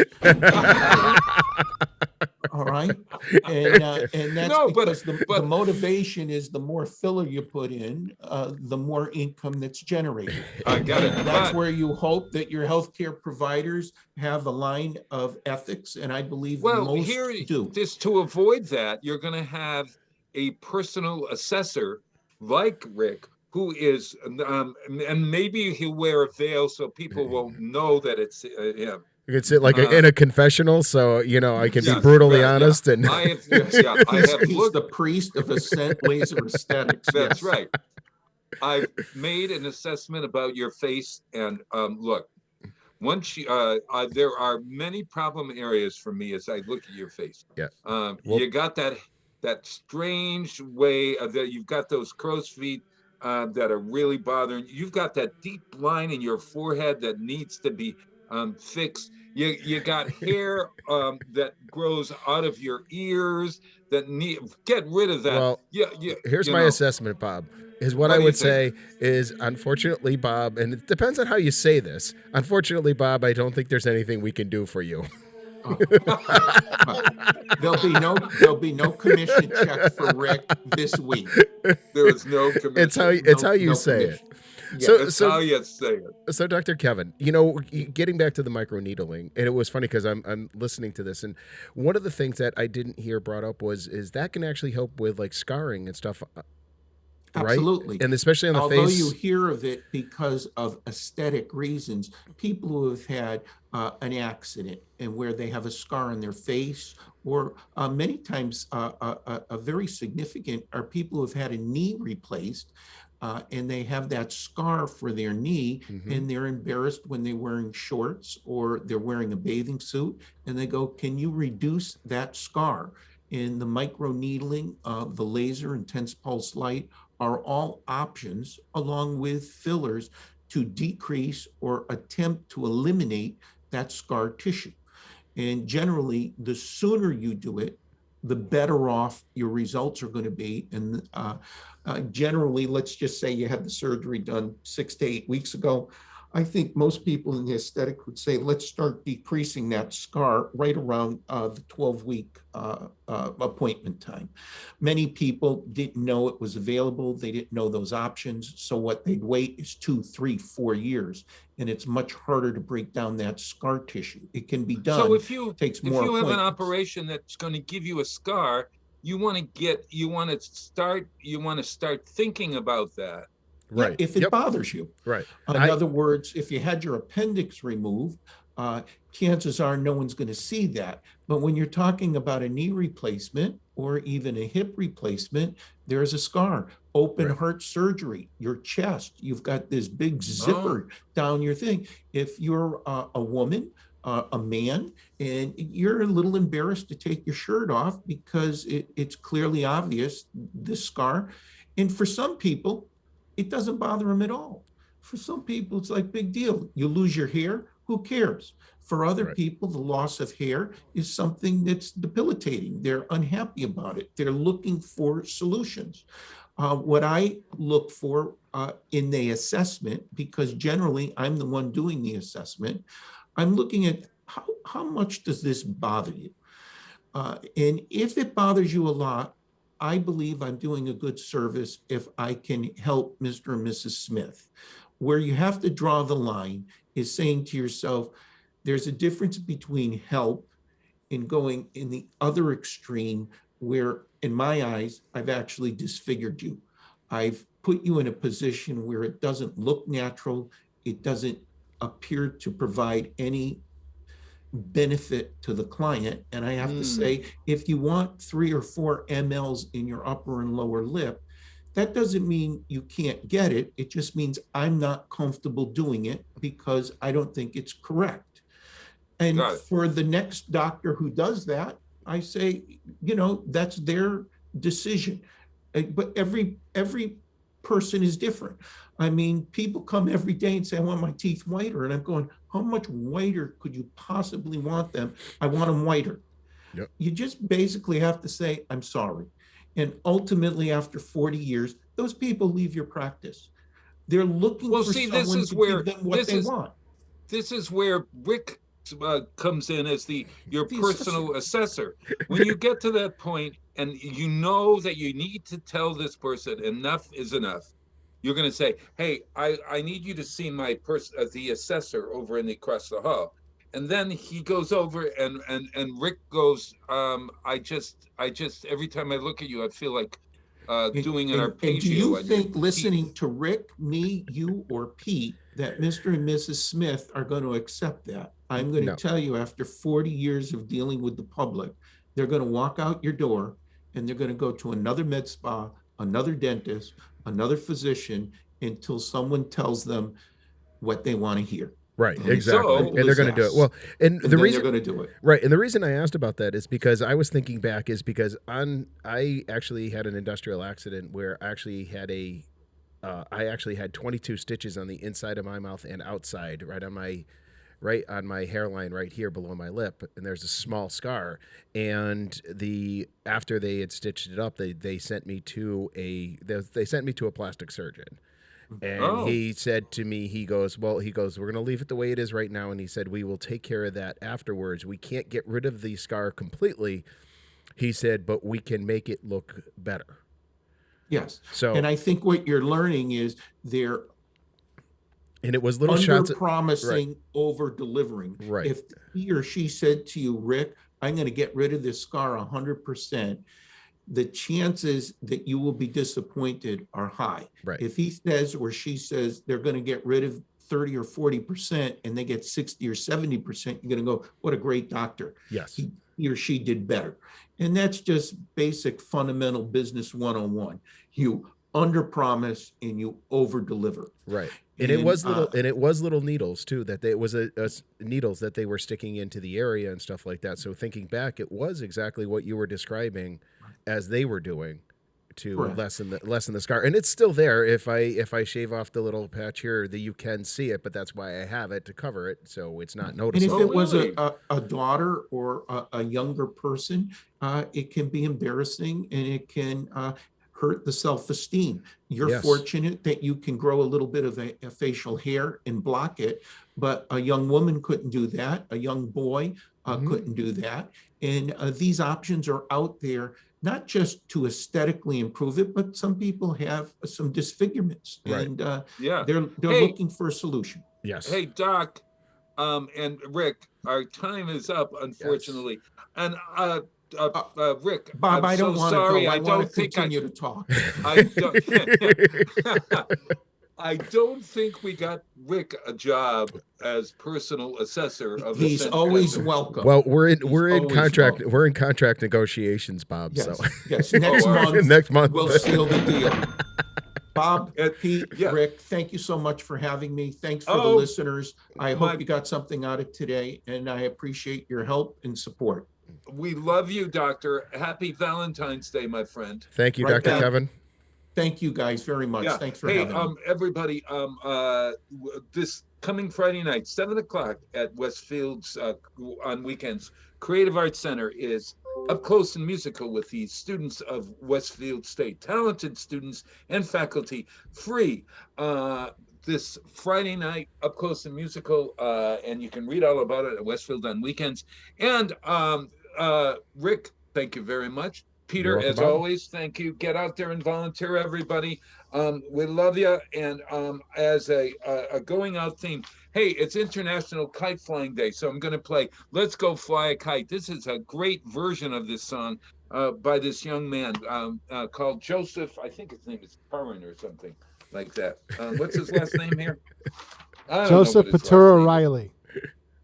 Oh, yes. There we go. There we go. It's a really great version of Let's Go Fly a Kite. All right, go Bob. fly a kite today. Go. See ya. With tuppence for paper and string, you can have your own set of wings. With your feet on the ground, you're a bird in flight, with your fist holding tight to the string of your kite. Oh, let's go fly a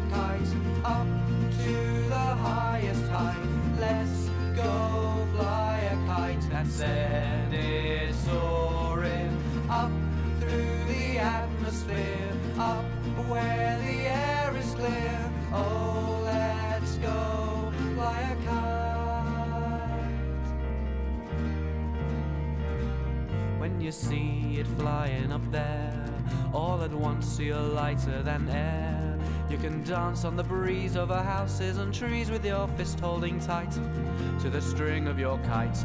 Oh, let's go fly a kite up to the highest height.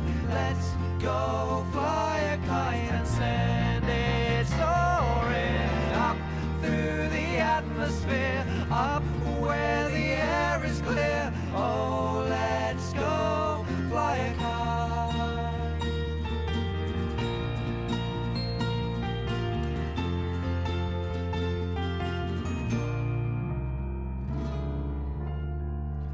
Up through the atmosphere, up where the air is clear. Oh, let's go fly a kite.